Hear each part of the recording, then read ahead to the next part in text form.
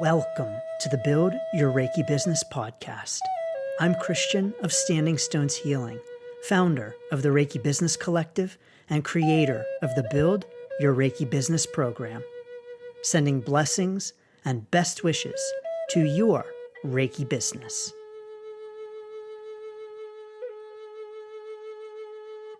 Greetings, welcome, and thanks so much for tuning in to this episode of the Build Your Reiki Business podcast. It's Christian, so honored and excited to welcome you, so thank you so very much. In this week's episode, we're talking about attunements. Attunements for your Reiki business?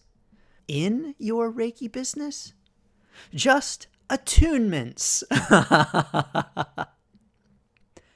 Over the years, I've gotten lots of questions about attunements. Specifically, I've gotten the most questions about why someone feels sick after an attunement and what to do about it. I'll talk about that. But in this episode, we'll talk all about attunements, because attunements are something that has come up again and again in my practice, in my mentoring, and there are always lots of questions about attunements and misconceptions as well. When we talk about attunement, it's important for us to talk about it in all of its different names. Of course, we know it most commonly as attunement.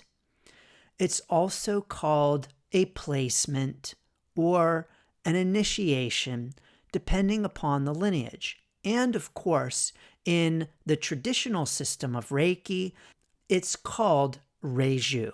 Now, I see these as different things. I'll talk about a little bit of the history in a moment, but I see Reiju and attunement or initiation or placement or whatever you might call it as different things. But an attunement, for those who are unaware, which probably if you're tuning into this podcast, you already are attuned to the word attune and what it is, but it is a ritual performed at each stage of the Reiki training process to, quote, open up the student to channel Reiki, the energy. Now, this is the belief. It's not necessarily the reality. During my trainings, I was taught that an attunement does indeed open up the student to channeling Reiki, that an attunement attunes the student to the frequency of Reiki, and that the teacher performing the attunement opens up or even simply widens that ability to channel. Now, over the years with my own learning, because our learning in Reiki is never done, and the training is simply the beginning of the learning, I've done a little bit more learning about attunements, a little bit more thinking about attunements. And actually, my thinking on attunements preceded my learning. What I mean by that is that as I reflected on Reiki, as I traveled my Reiki journey, as I realized that Reiki, the energy of all things Reiki, is always everywhere and in everything and all of us at all times, I realized that we are never separate from Reiki and that we always already are Reiki. And so if this is the case, then how can we be quote unquote attuned to something that we already are by someone else? So in other words, if we already are Reiki and we already have Reiki flowing through us, then how does an attunement, quote, open us up to channel something that we already are. So then I thought, it just helps us to open up more. We can channel more, quote unquote, channel more Reiki through an attunement. But my Reiki journey continued to unfold. I continued to practice. I continued to reflect and thought, no, I don't think that's it either. Because it's not the attunement itself that determines whether we are practicing Reiki and to what extent we are practicing Reiki.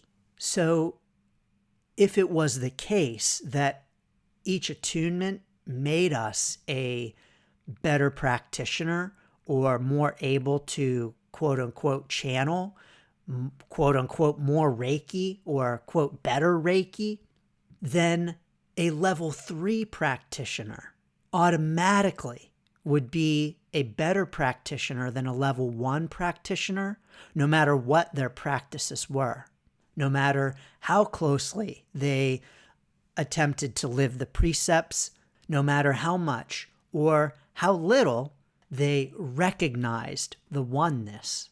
So all of these realizations led me to learn what this attunement thing is really all about. Usui did not do attunements, quote unquote attunements, in the way in which they are now done in the Western teachings of Reiki. And Usui practiced Reiju. Reiju is a blessing, and it was a way for Usui to help students to recognize their oneness, their connection, their true Reiki nature. And it was incredibly simple. It was really an opportunity to sit with and in the energy, the oneness. But Usui found that his students had challenges with this idea of just sitting in the energy with the Reiju as a non-doing kind of practice and more of a being kind of practice. So he included hand positions performed on the person to make it more of a thing. When Reiki came to the West through Takata, she thought of the Reiju as an initiation, as a way to help the student to allow Reiki, the energy, to come out from within. And after Takata passed on, her students began calling that initiation the attunement. And so today, the attunement that we know in Western Reiki looks quite different from what it traditionally did when it was doing nothing. So now, with an attunement, we have a lot of doing, when traditionally the Reiju was a lot of not doing. Now, the Reiju as a blessing is something that is not done just once in training. With an attunement, we will attune students once or maybe 4 times. At level 1, I do 4 attunements. But the Reiju is not a once and done kind of thing. It is something that is practiced again and again and again in the traditional system of Reiki. So knowing now a little bit about the history of the Reiju, the attunement, the lineage of the attunement, if you will, perhaps we can see that the attunement maybe isn't as essential to the practice of Reiki as we might think it is. That, in other words, the attunement is not the end-all, be-all. At this point on my journey, I really view attunement as a ritual. Yes, it is a ritual. For those of us who offer attunements, we know it is highly ritualistic, but that the focus here is on the ritual, the act of ritual itself, not necessarily what we do, as in that we do it. Because we know that ritual is very powerful. Ritual is a message. Ritual sends a signal to the brain. Now, ancient cultures knew this. Very highly ritualistic cultures knew this. And we have science now to back it up, to say that yes, when we perform rituals, there is a change that takes place in the brain. And ritual is a powerful signal to ourselves, to the universe, that we are ready for change, that we are moving into a new phase, and we are doing so with intention. And so even though the attunement does not, quote, open us up to Reiki, because we're already open to Reiki, rather, the attunement is a way for us to remember who we are, to remember that we are the one, the great, bright, shining light, part of the oneness. I even hesitate to say part of the oneness because that suggests that there is separation if there is a part, but that all is one, and we are all and one. And so I do believe that the attunement in the Western lineage of Reiki is an important ritual, because we approach it with intention. The student approaches it. We as teachers approach it with intention. The student approaches it with intention. And it is a signal of commitment, of dedication, a message that claims, yes, I am Reiki. And so if the attunement isn't opening us up, isn't making us able to channel Reiki, then why is it that sometimes some students feel sick after an attunement? I get this question a lot. I feel sick after an attunement. Why do I feel sick? Is something wrong? And here's the truth, is that if an attunement does nothing, why do some students feel sick after an attunement? I don't know. I don't know. But what I do know is that ritual is very powerful. I used to tell students, and I used to believe, that it was because we are opening up to a higher level of energy, a higher vibration. That may be true, but it's not because of universal life force energy, which we already have flowing through us and in us. Rather, it may be because the student themselves is claiming a higher vibe life, a more aligned life, a more connected life. Coming back to who we are isn't easy.